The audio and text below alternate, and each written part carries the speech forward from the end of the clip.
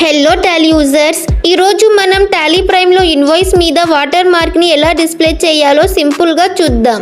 ముందుగా Tally prime open చేయండి. తర్వాత వాటర్ మార్క్ డిస్ప్లే చేయాలి అనుకుంటున్న ఇన్వాయిస్ ని సెలెక్ట్ చేసుకోవాలి. ఫర్ ఎగ్జాంపుల్ సేల్స్ ఇన్వాయిస్ ని సెలెక్ట్ చేసుకుందాం.